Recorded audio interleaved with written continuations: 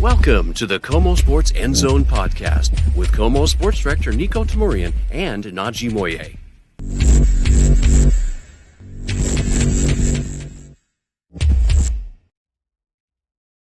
We're back. It's football season. Oh my gosh. Right? Yeah. This is the perfect time to start launching this just about every week, certainly when the regular season gets going. But we purposefully chose this time right now to get back together with y'all in the KOMO Sports End Zone. He's Najee Moye. I'm Niko Tamurian. Because, Najee, you know I like a good rant. And here's my thing. The first couple weeks of training camp, there's very little you're going to learn, at least from our observation. And, listen, even if the cameras can only roll for a little while, we're watching those entire Seahawks practices. Yep. And they're wearing shorts and they're wearing pads and people get up in arms because Darnold threw a couple picks or something. And I'm not saying that absolves them from everything in the regular season. It just doesn't mean that much. Okay. But now training camp is done, so to speak. You're in the preseason, 2 games down, going to Green Bay. And now we've seen this team in game action. We've seen the full just about month of training camp. Mm-hmm. And now I think we can learn a little bit something about this Seahawks team. And as you know, you don't put a ton of stock in preseason. It doesn't count in the standings. There are teams that have not done well in the preseason and gone on to win the Super Bowl, right? So with all that said, I think that there's reason at least for cautious optimism right now. When you're in a situation, first of all, I'm just happy to be here talking about football. It's been a long summer. There's been a lot of things happening in Seattle, given the Mariners and the Storm and all that. But we're back in the saddle again to talk about the Seahawks. And honestly, this is a season. This was an off season, a big transition. Look at the offense; it's completely different. And I know you just said let's not put a lot of stock in preseason, and we shouldn't. However, when you talk about the direction, at least the Seahawks offense, let's put the defense aside. We know what we're going to get. A high level elite defense.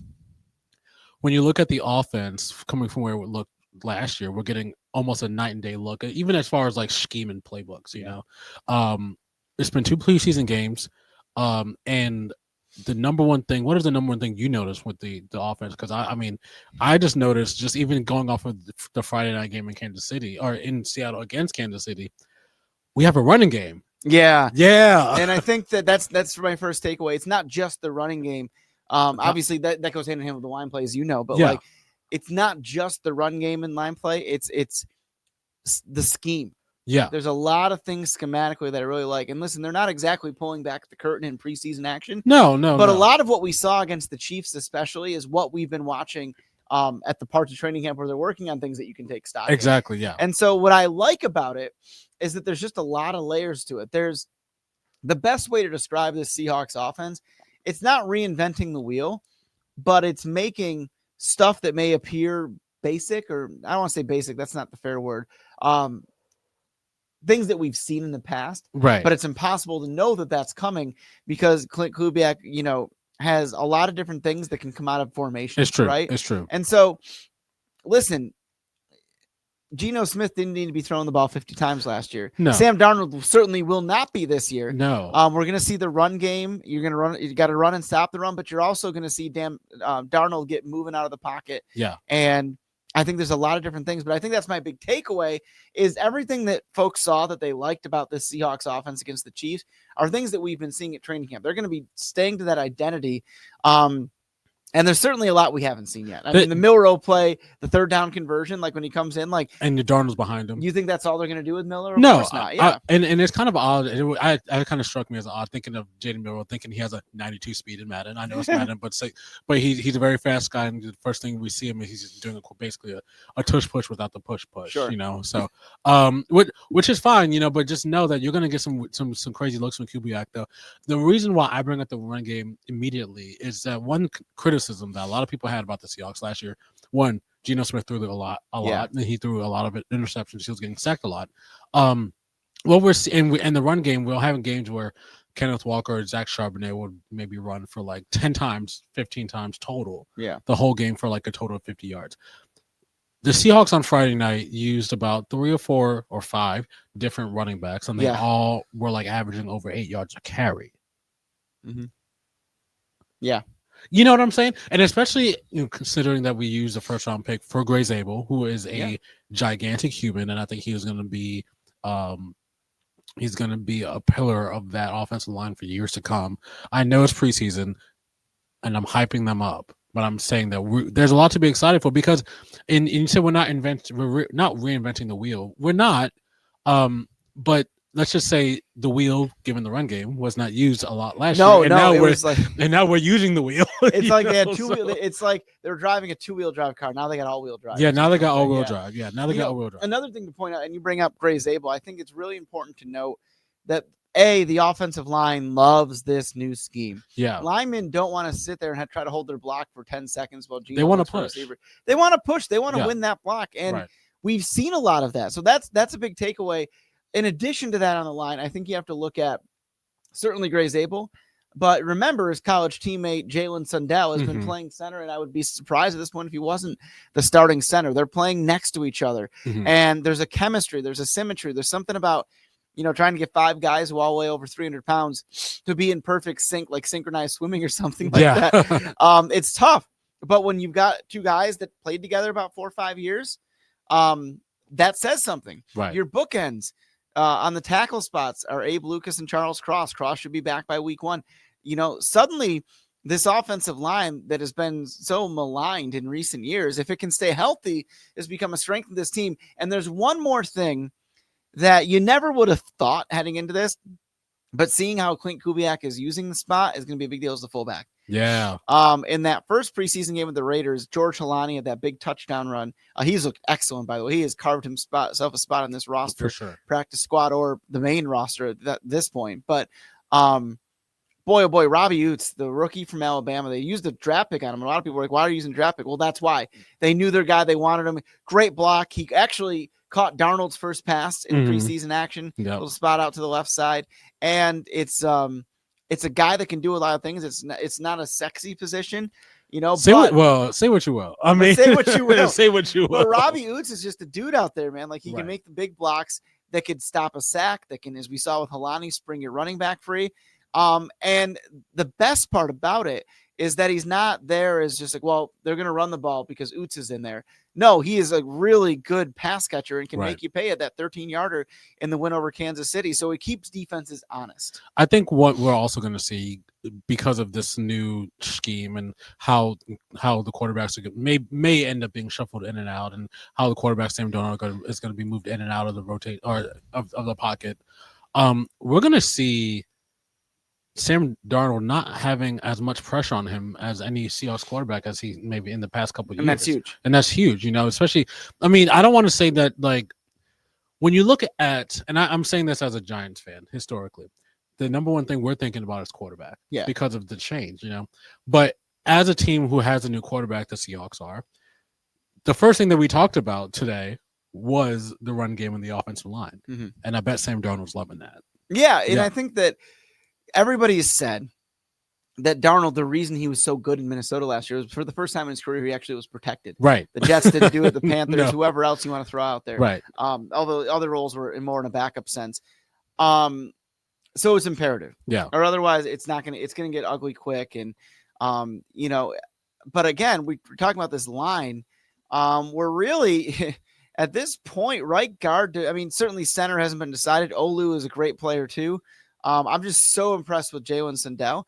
But between Sundell and Olu and Christian Haynes, Anthony Bradford, like they're going to find something there. But essentially, 3 of the 5 spots in the line are slam dunks. Right. 4 of the 5, if Sundell keeps playing this good, are very good players. And that's not to say whoever plays at right guard won't be that way. Exactly. And so you have to really enjoy this from the standpoint of, I think Gino didn't get enough credit last year, and I've said often in this show. But now it's like time to put up or shut up. Like you got to protect Sam. Yeah. And kudos to the Seahawks for making the move for Darnold. Kudos to John Schneider for using the draft capital he did. Certainly on Gray Zabel, but even later picks, trying to find some depth guys there as well. And that just shows a real commitment to the formula that you need to have. The offensive line was ignored for a while, and things kind of steadily declined. From where they were.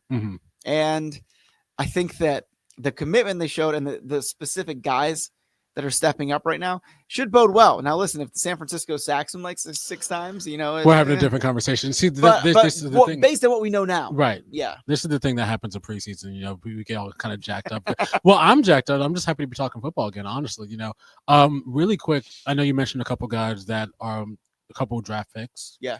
The first person that jumped up to mind is I've got a guy who I've been talking about since the Seahawks drafted him, and before that, as someone if they could get is Damian Martinez. Who it's just to your point, just you want depth at the running back position, something that Seahawks really historically hadn't really had. I know they drafted Zach Charbonnet last year, sure. But I going back to the Chris Carson days and the Rashad Penny days, sometimes you had like, who's the running back today? Well, it was an injury thing. And K9, certainly Kenneth Walker III has had those issues. Yeah. Charbonnet fills in admirably, but then, he's going to need a blow every now and again. Exactly. And so, but now when you do that, I mean, shoot, George Halani popping the way that he is. Yeah. Certainly they drafted Martinez with that in mind. And I think eventually he becomes that guy. Yeah. I think that 1 year advance that Halani has, it's showing right now, and Sure. he's showing that explosiveness, which is great. But it's a good thing to have, and I would be shocked if between the 53 man and the practice squad, both guys are on there. Now, I actually think that on the 53, if you can, you try to keep Halani and Martinez. For sure. I think one of those guys gets the practice squad, and maybe not, but it's gonna. But I think the last couple of years, and especially for Mike McDonald in his first year, seeing what happened in Walker having these recurring injury issues, when he's healthy, he's one of the best running backs in the league. For sure. But you need to have that depth, and not just depth and guys that are there, but guys that are proven at one level or another. Exactly. Yeah. So we talked about this Chiefs game, but it's been a while since we talked. Well, there was a reunion in Seattle a couple of weeks ago. I thought that was great. That you saw Pete Carroll for the first. I've never seen this so packed for a preseason game. By the way, it was so cool. It was so cool. Pete Carroll coming back with his new team. It's so odd to say. I don't know how that's going to go down there. I have faith, and I think Pete and Gino are going to be a nice combination. I just don't know enough about them to see how it's going to go. But it was so cool to see him back here. He was back here hamming it up with the fans, some of his players that were maybe not playing in the game, but just kind of was there just to just enjoy Marshawn Lynch from taking pictures on the sideline, which was also great to see. I saw Pete Carroll later on say there was moments where he'd look up at the scoreboard and then he'd be like, wait, that was not my team that made that play. You know? So it was just awesome seeing Pete Carroll come back in Seattle. I know a lot of people who love Pete still to this day. Always will. One of the good people in sports in general. Exactly. Now, speaking of Geno Smith, we saw him react relatively in an aggressive manner, slightly aggressive manner, in a good manner. I know who that fan is, and he's not a nice person. He says really mean things to everybody, and the sign he had for Geno was not good. And Pete Carroll was actually asked about that. He was like, "Do you have a reaction to that?" And Pete's like, "Do you see the sign?" Yeah. Not that I'm condoning, flipping off anybody who gets you mad, but that guy was getting it from Gino was getting it rather from that guy when he was here in Seattle. I have zero issue with that. I probably would have done if you're wondering what we're talking about, Google it. Gino talking about it. You guys know, gave the middle finger to a fan that had some less than tasteful sign, and it's not even so much the signs; it's what the guy yells. So listen, man, Gino. Do whatever. Whatever. You're fine, Gino. And Gino, you're loved on the podcast if you want to show up. If you want to just hang out. You still haven't written us back, by the way. So no, you know what? That was a cool moment, though. It was a cool moment. We can respect what he did here, but it is a new chapter. And what I think is unique about this is what we've talked about in the last few months. That you can see the potential, right? Like you have a defense that we went nuts about at the end of 2024 that was so good, still going nuts. And you look at it, and it's probably better this year. You have a full season of Ernest Jones. Nicky Manwari has shown that he is a weapon, and that's why they traded up to get him. Yep. You have suddenly you look at this team, there's not really holes anywhere. Linebacker depth is all I can think about. And I'm not talking about the starters, I'm talking about depth at that position. So I think that when you look at it in that regard, the defense should be very good. Yeah. And it's just kind of up to what we get from the offense. Preseason indications, they're going to be all right. Because here's the thing. This is going to be a little old school. This team is going to be looked at to protect the football. Sure. Move the ball methodically. And score. I think we're score enough. I think we're going to see like a lot of 20-10 games, 17-30. And that may stress a lot of fans out. Right. I get that. But when you have a defense that you can lean on, that the defense that will probably end up leading the team, not to slight the offense in any way. Yeah. When you sign a coach like Mike McDonald, this is his first head coaching stop, his second year, going into his second year. I just watched on Friday when you saw, for example, Pili getting that safety. Yeah. Fantastic. And we saw the way the team reacted. What I actually saw was flashbacks to his Ravens defense a couple years ago. Right. That was excellent. We saw a unit properly working together. You mentioned if this team has any holes. I mean, the only thing I can think of as far as holes, you mentioned linebacker. I think they'll probably be okay. Yeah. I think some questions when you go from, and I say this as someone who is a fan, when you go from DK and Lockett to DK Lockett and JSN to JSN and Cooper Kupp, maybe not exactly prime Cooper Kupp, first year in the system also. Yeah. With the first year in the system quarterback, that may be the only situation that I think that we could see some situations. But what I will say is this, and every preseason for the past 2 years, I've said this guy's name, Jake Bobo. Yeah. Jake Bobo. He may end up becoming, and Horton has had a great preseason too, by the way. And that's the thing, we're going to see some new names on the receiving court. It's going to be fun. And you bring up a great point because it could be good, but it could be less than good. I mean, one of your bigger signings this offseason was Marquez Valdez-Scantling, and by all accounts, and by what I'm seeing, Torrey Horton may have just played his way into Marquez's spot. So I think that, and that's not a knock on him. Torrey's just been really good. So that is the big question mark. And it's crazy that receiver is the bigger question mark, at least probably to me, maybe to you, than the offensive line. Right. Certainly. And when I say question mark, it's not a capital question mark with the exclamation point. It's like, is it going to be? It's just like something I'm looking at. Thing. Right. One thing that I think will help some of that, and I was a little surprised they let Noah Fant go. Yeah. Part of the number, but I think that what they have in Elijah Arroyo is going to be really special. You saw him make one catch in the game against the Chiefs. I mean, he made more than one, but the one from Darnold, they're going to utilize this guy in a lot of ways, but that he can be put out vertical as a wide receiver. He has that kind of speed, even with a tight end body. Yeah. I think a lot of the times we're going to see two tight ends in there, AJ Barner and Elijah Arroyo, not just to help block and spring K9 and Charbonnet and whoever else free, but again, you're going to have to account for them as receivers because they've proven it. Barner was very good as a fourth rounder last year. Yeah. Arroyo looks all the part of a second rounder this year, and he could be a star down the line. I definitely think he could be. Yeah. And so it's one thing to look at the pass catchers and look at just the receivers and be concerned. It's fair. No question about that. But if you are concerned about that, I would say don't jump for joy, but maybe come back to the center a little bit when you're thinking about, okay, Arroyo is going to be utilized as a just called pass catcher, right? For sure. He's going to be put in wide receiver spots and things like that. And, and he was maybe wide receiver 1 or 2. I mean, I know in his offense in Miami, Cam Ward in college, you had Xavier Restrepo, who, but honestly, because of his height and his size and also his speed, I mean, Arroyo made some very clutch passes coming from Cam Ward. Yeah. So I'm not saying draft him on your fantasy team. I'm not saying start him. I'm saying we'll have a fantasy conversation. He could be a good late fly. I don't know. It depends how many bench spots. It depends how many bench spots you have. I would just maybe suggest stash him. Yeah. If you end up or in maybe an 8-team league, and you just need another guy, I would just kind of see what we'll get more into fantasy later on, but I would say maybe just pick him up. Yeah. So I leave training camp because it is officially over now. Sure. From a standpoint, now that you're in preseason and essentially after you play the Packers, it's really over. You're focused 2 weeks between then and when you play the 49ers in the opener. Mm-hmm.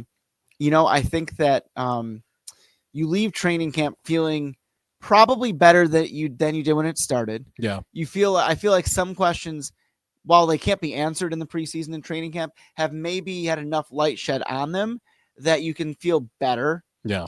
I think the defense we always knew was going to be really darn good, and we're seeing them really come together. And I love what every one of those guys says about feeling even more comfortable because Mike McDonald is a mad scientist. Yeah. And because of that, not only are his defensive schemes brilliant, but they're also kind of hard to understand sometimes. It's true. So a second year in the system, that's why I say a full year of Ernest Jones.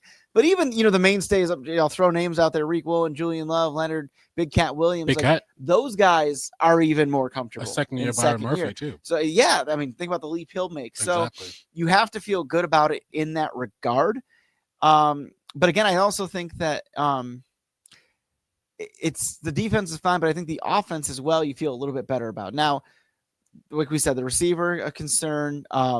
The line, while we feel better about it, I wouldn't, do a tomahawk dunk on it. And there's nothing. I'd be like going up and I'm like, okay, layup, finger roll. I just think when you look at this roster, I mean, I'm being almost nitpicky when I mentioned the receivers, but like this time last year, we were all talking about the offensive line. Yeah, we're just like, but I still think when you look at the rest of this division, the way it's shaping up, I mean, Matt Stafford just started throwing passes today, in Los Angeles. So I'm not saying get ready for a big season, Seahawks fans, but I'm saying the over/under for wins this year, which I believe it's still 7.5.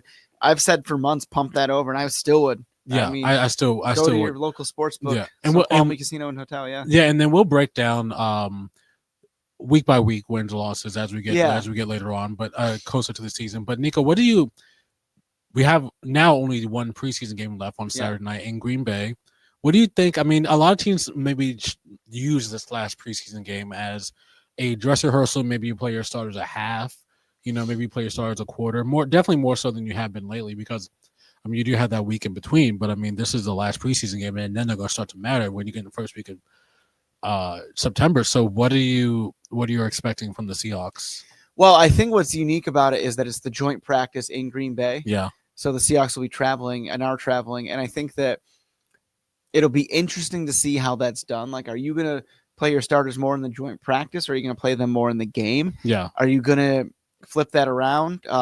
Get some of those guys that are on the cut line more action so you can make a better informed decision. For sure. Yeah. I do like what Mike McDonald said about that. The guys, inevitably, they have to cut the roster by about 40 guys, give or take. And it's hard. It's so hard. It's so hard. So that's he a lot said, of like, people. he's been totally transparent with these guys. Like, it shouldn't come as a surprise to anybody. Or not anybody. Like, there's going to be some people that are on the fence, right? He said for most guys, it shouldn't come as a surprise whether or not they're, on the 53-man or eventually the practice squad. So, there's that in that way.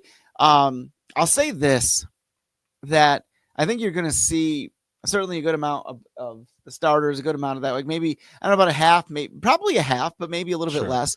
I know we want to straddle the line with injuries, And I'll say this, you remember a few months ago that I predicted 10 wins. I think we were even saying I feel much better about that prediction now than I did a month ago, even. For sure. Yeah. I feel like we talked about the over under. I always was like 7 is kind of crazy. The Seahawks had 9 wins last year. Yeah, so last 3 years. Last year they were 10-7. The years before they were 9-8. Right, exactly. So they've been around that point. I don't see any regressions happening there. And the schedule actually lightens up quite a bit. So that's true. That's the schedule alone. Teams that are struggling mightily, Panthers, Jaguars, etc., are both on there, and there's opportunities to be had for a team that's struggling. But the Seahawks, I mean, listen, they're coming off a 10-win year. Yeah, offense is revamped, but might be better. You don't know. We just don't know. The defense, I think, will be even better, though. I think the offense would at least be more efficient. Yeah. We're going to see a lot of, and I like this phrase that from Kansas City coach Hank Stram, legendary Kansas City coach, matriculating the ball down the field. Yeah. There will be heavy matriculation, I think, from the Seahawks offense. Yeah. I think you've gone from not that there's nothing necessarily anything wrong with it, but you've gone from a college scheme with Ryan Grubb to a real, true, seasoned pro scheme. Clint Kubiak, his dad was Gary Kubiak, NFL quarterback. For sure. Clint's been around it.